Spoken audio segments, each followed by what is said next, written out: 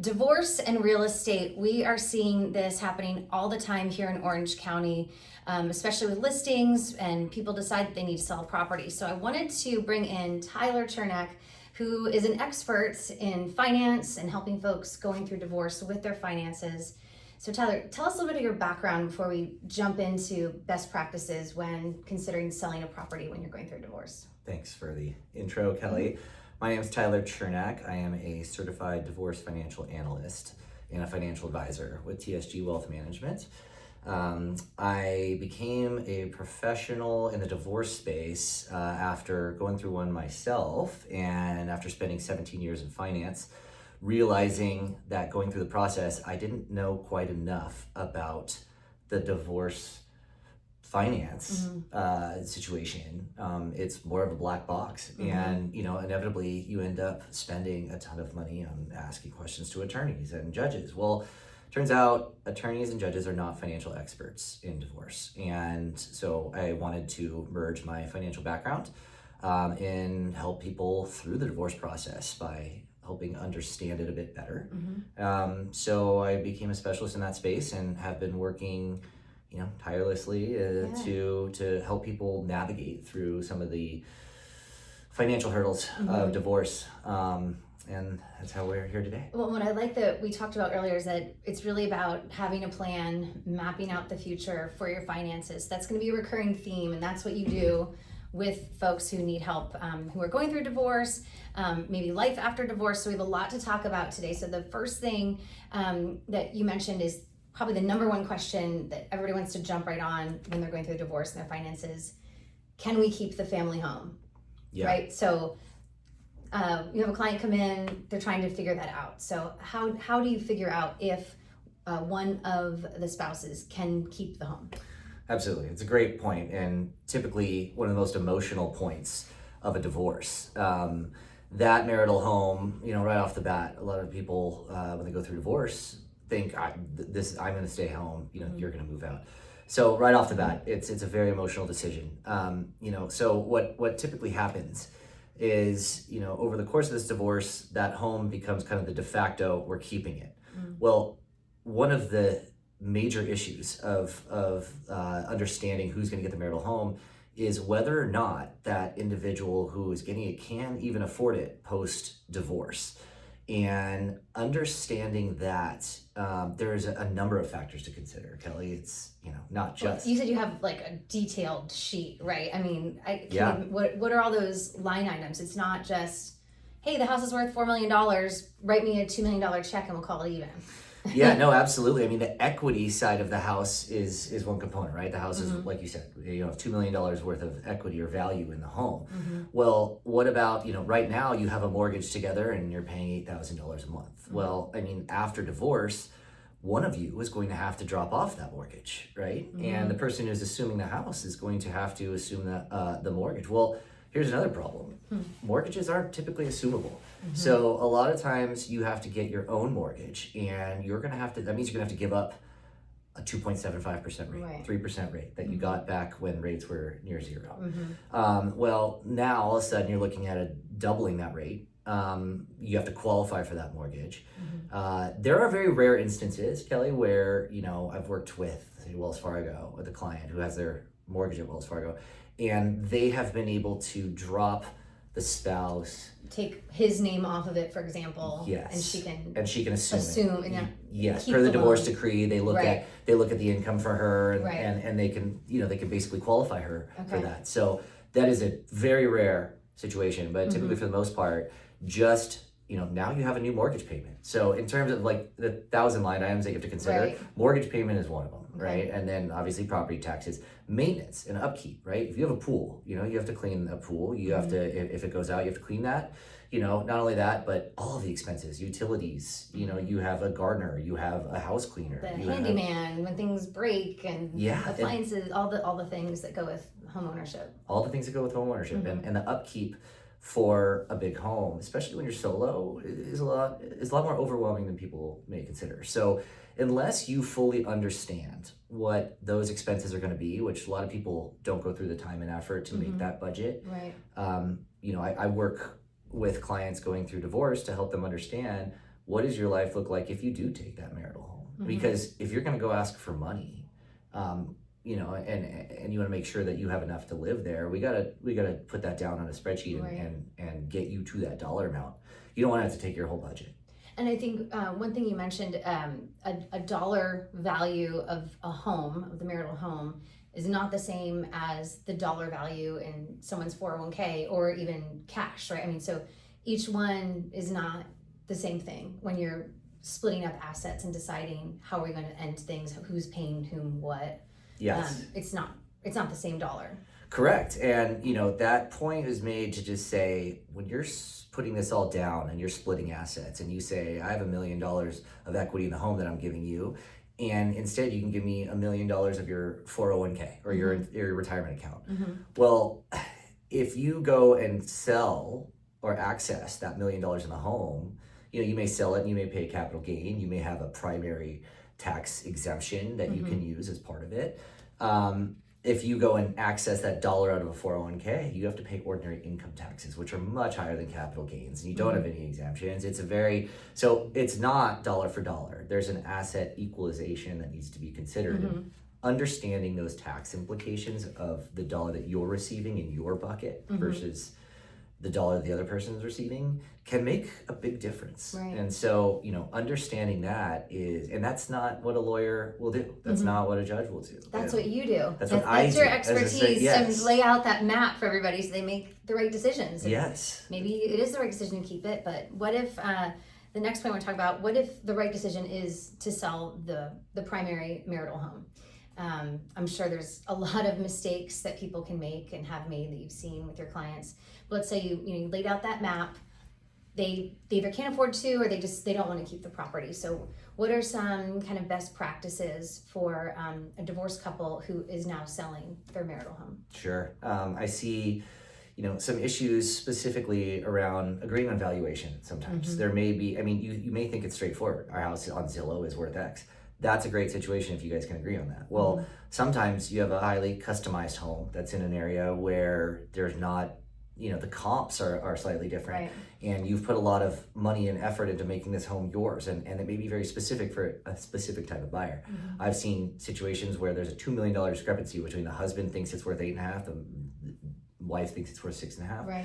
And trying to, you know, you can find two realtors that will say one says it's worth 8.5, one 6. Right. And even an appraiser, a third-party appraiser may come in and just say, well, based on the comps, here's the price per square foot I'm giving you. But that doesn't address the emotion tied to each valuation. So coming up and understanding a valuation, maybe working with a third-party financial expert to help just justify or come up with a proposed solution can save a lot of time and effort down the road if one person's going to keep it or sell it. Yeah, if they decide to sell it. If they decide, either way, they need to agree on the valuation. They need to agree on the valuation. Yeah, and we do that a lot too as realtors, of getting calls from clients like, hey, can you send me a CMA, send me comps, and we're trying to decide what is today's value. So that is something that we do a lot. But you're right, it's one opinion. It's my opinion, it's an appraiser's opinion. Yeah. And when it's already emotional and potentially contentious, that can be difficult to reach that number. Absolutely. And another point to consider is the tax implications of selling a primary home. One thing that people aren't aware of, right? If you're married filing jointly and you sell a primary home, you have a $500,000 exemption on your primary home for those gains that you've made, right? So let's say you buy your home at 2, it's worth 3, you sell it. Well, if you're married filing jointly, you have $500,000 of that won't get taxed on capital gains. If you were to get divorced mid-year and you sell the home and you're not married filing jointly, well, and one of you sold it, you have eliminated $250,000 of that exemption. Right. So I will preface that, I'm not giving tax advice. I'm not a CPA. Right. However, I will say that there are situations where I've seen where clients have kept their married filing jointly status, even though they're for tax purposes. And that saves in a number of reasons, right? For income tax purposes, for capital gains exemptions on primary homes. Right. So one thing to consider is your tax status at the end of the tax year versus when you get actually divorced on paper. Gotcha. So, and you can adjust that divorce date on paper. You can be legally separated, but then be divorced down the road. So let's say a couple's getting divorced in 2025. They decide they're selling the property. it would probably be in their best interest to still file jointly in 2025 because you would have a $500,000 capital gains write-off. Whereas if you were filing single, your write-off would only be $250,000. Yeah, I mean, that might be a good best practice. I would, of course, check with your CPA Sure. who has handled your family's accounting for years. Mhm. But that is a best practice that I've seen with a lot of I think that's a clients. really interesting point. Yeah. And then what if the divorce is not finalized? And I've run into this a lot. Like if I have the buyer and the sellers are getting divorced and being on the other end of that negotiation, from my side, it's difficult. So I can't imagine, the agent talking to the wife, talking to the husband, and they can't come to terms on things. So if the divorce isn't finalized, I mean, is that even recommended to do, or should you wait? Let's say everything's sorted out but custody, or wherever they are in the proceedings. What's sort of the best advice of when to time that sale as far as the divorce being finalized or not?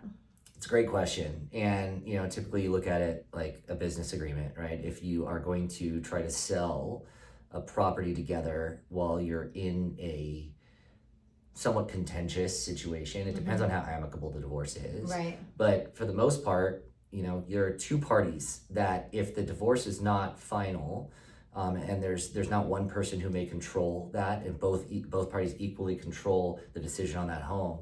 Well, if there's no kind of finalized divorce decree, then you could run into a situation where somebody's holding out on the other person, and they may have a lot of emotion tied to those decisions. And even if it's in both of their best interests financially to agree on the sale, there may be a holdout by one despite the other, and that is to no benefit for anybody. No.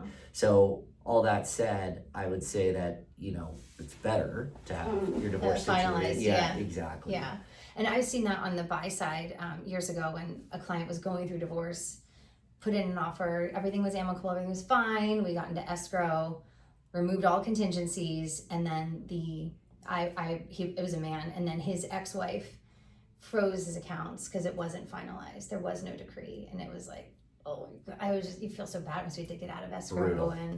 But they didn't have it mapped out. He didn't know it wasn't finalized. It was all new to him. So that was a tough one. Like I said, very emotional process. Yeah. And there's a lot of ego attached to assets. And that kind of brings up a good point about, understanding separate versus marital property. Yeah, let's talk about that, because I think that was a really interesting topic about, well, you explained it. I mean, when someone comes to you and they basically assume something's theirs and it's not. So tell us about what is the difference between community versus separate property. Yeah, absolutely. I mean, there are pretty clear laws in place about separate versus marital property, and this has been tried, thousands of times across. I mean, there's 42% of first marriages and in divorce, and I hate to throw these statistics out there, but 60% of second marriages and 73% of third marriages. That gets worse? It gets I didn't worse. know that. I know. Not a good in Orange statistic. County, it's an even higher statistic for first marriages. I forget what it is, but it's higher than 50%. I saw another interesting stat of 86 divorces per hour, versus 120 marriages. So wow. I call it DPH, divorces per hour. That's just a little term. That's a new term. Yeah. I've heard that one before. Oh man. So that said, there are a lot of cases that have been tried, and this is, it is pretty clear in the courts, depending on each state. Every state's slightly different, but in California and in other states, there are a lot of community property states. So that said, So what does community property mean when you're, just explain sort of. So there are two types of divorce law, typically. There's community property, and then there's fair and equitable distribution. California is a community property state, right? Texas might be a fair and equitable distribution state, or Wisconsin. What that means is in California, community property is anything after the date of marriage, that is earned, in that marriage is considered community property. There are separate properties that can be held outside, right? When you're talking about, let's just say you get inheritance from your grandmother and it's left to you. Well, either before or during a marriage, that can be separate property and should be separate property if kept properly documented. If, for example, you took that inheritance and you put it directly into your joint account with your spouse, and you bought a home with it, and you started spending out of that, and then 7, 8, 9, 10 years down the road, you get divorced. Well, a lot of that will be considered gifting to the marriage from your separate property, and you'll have so commingled and intertwined those assets that the court will have a very tough time determining what's separate and what's community. However, if you kept it in your own account or called it an inheritance trust, and kept it in a trust account, and the titling of the assets and stuff like that, you can distribute assets to the joint property, but for the most part, those assets will be held separate your entire marriage. So there is distinctions of understanding, and this is why working with a divorce financial analyst is not just for divorce. It's actually pre-marriage too. So we work with clients who are going through prenups, and because education is so important. And like you said, feeling entitled to assets is all that is a byproduct of not having the education of understanding what is a separate property and what's community. Yeah, I think that's so interesting with the inheritance being commingled or used to purchase a home, and how it's, the distinction between it's not my grandma's money gifted to me anymore if it's used for community property, and just the maintenance of those funds. If you do it up front, it becomes less murky, right? So that is very interesting. That's a great tip for folks. Even the titling of a home, right? You can keep it separate. If you use your inheritance to buy a home for the house, if you write up a contract that even says this is first money out that goes back to separate property, and you and your spouse agree on that, I mean, good communication. There's no reason why a good spouse shouldn't agree on that. Right. That's a great point. So if you're using your family's inheritance to buy something, okay, I'm putting in $1 million from grandma's trust, and at the time of purchase, note, first money out if anything goes wrong, right? And if there's interest or however you work out the math, but you can pull that piece out of the community property. Absolutely. And that'll save tens of thousands, if not more, than in legal fees. And it can make a divorce go much smoother. God forbid that happens, right? I mean, I don't want to do this job. No. Like that's not. It's not like I'm diving. You don't want more people to get divorced, but I'd rather not be busy. If it's going to happen, though, you want to be able to educate people to make the best decisions for their situation. That's right. And that's what this is all about. There are houses I don't want to sell, but they have to, and you just try to educate them and help them make the best decision that they can. Absolutely. And again, at the end of the day, it all boils down to spreadsheet. I think that's where like my analyst nature comes in. But I would say that this, with the right education, can avoid a lot of conflict and a lot of emotion that can be kind of narrowed down to a very fruitful and a productive conversation. Right. And so all that comes down to. And I should mention that we talked about the inheritance for separate versus community. Obviously, the family home is one of those things, but also investment properties would fall under needing to be distinguished between who owns it. So that's another thing that I'm sure you talk to clients about, how to hold the property, where the money came from, and then if they need to sell at the end of the divorce, kind of how to best guide them there as well. Yeah, absolutely. An investment property, again, tax treatment for how you sell it, whether or not it's in the best interest of you and your ex-spouse to keep that investment property, keep the income, etc. Because if you have a very low cost basis on that investment property, you could end up paying a significant amount of capital gains, right? Because typically, and a good realtor will help with this, you can take investment property and 1031 exchange into another investment property. Well, that's going to be a lot harder in a divorce situation. And we should say that by doing the 1031 exchange, you then avoid paying the capital gains on the sale of the investment property. Correct. That's how you push it down the road, basically. Kick the can down the road, right? So if you have $1 million investment property, it's now worth $2 million, and you do a sale, but you buy another investment property for $2 million, you have now rolled it via 1031 exchange. Correct. If done with a realtor and a 1031 exchange agent, you have now rolled that capital gain into the new property, and then thus you're not paying $200,000 of taxes. You're saving a lot. Exactly. But when let's say the asset has to be sold because they cannot do this 1031, you are going to pay on that sale. Correct. There's also another thing that some people overlook, and you may have run into this, the actual cost basis on a home, right? And you don't know that until you look through multiple tax returns, because if you've done multiple 1031 exchanges, your cost basis may have been adjusted. You also do home improvements, which adjust your cost basis, etc. So in the terms of the tax implications of selling a primary or secondary home or investment property, without a good financial expert to review those documents, you could end up paying significantly more in taxes than you thought, because you say, well, we bought the home for 1 million, now it's worth 2. Yeah, but you've rolled the cost basis from 2 other properties. Right. So your actual cost basis is 300,000. So you're paying the capital gains on that. So if one person takes that and part of the divorce deal, they may have just, got themselves into another $140,000 of taxes. Right. So, these are things that are just easily overlooked, and just again, more you know. Yeah, and I think that's one of the things to put on the spreadsheet. And so sort of to wrap all of this up, life after divorce too, and if someone works with you, you're laying out the now, the future, the 10-year plan, whatever it is, but what are some of, lessons that you've learned with life after divorce for your clients, of if they follow your map, I guess?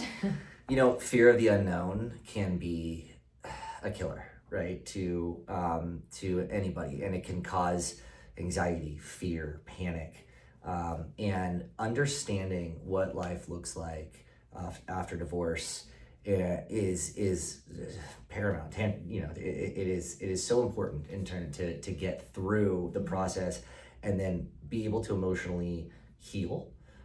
Because if you don't know what's on the other side, you're going to panic going through the whole process. So what I've seen is that being in the know and being in lockstep with your, whether it's a mediator, whether it's an attorney, and your CDFA, because I work with both. I work with mediators. Ideally, you work with a mediator and a CDFA, because you can get it through a divorce in under $10,000 in California. Oh, wow. That would be ideal. Wow. Exactly, right? That's a steal, sold. But if you end up with an attorney, we still work very closely with attorneys, and attorneys are good at getting the additional information. We run it through our calculations.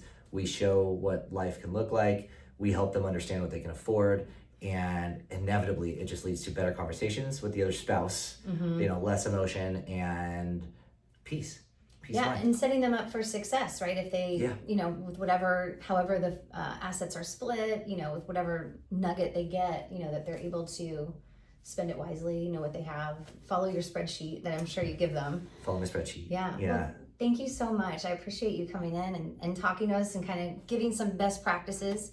For any of you, how do we get in touch with you if anybody sees this? And absolutely. So my first name Tyler, Tyler, last name Chernack, Chernack. So Tyler.Chernack@tsgwm.com is my email, or we'll tag you on this too. You can tag me on this, and reach out directly, and I'm happy to help. Okay, great. Well, thank you, and hopefully everybody here learned something that can help you prepare for success in the future. If you have any real estate questions, you can always contact me, Kelly LeClair, and thanks for watching.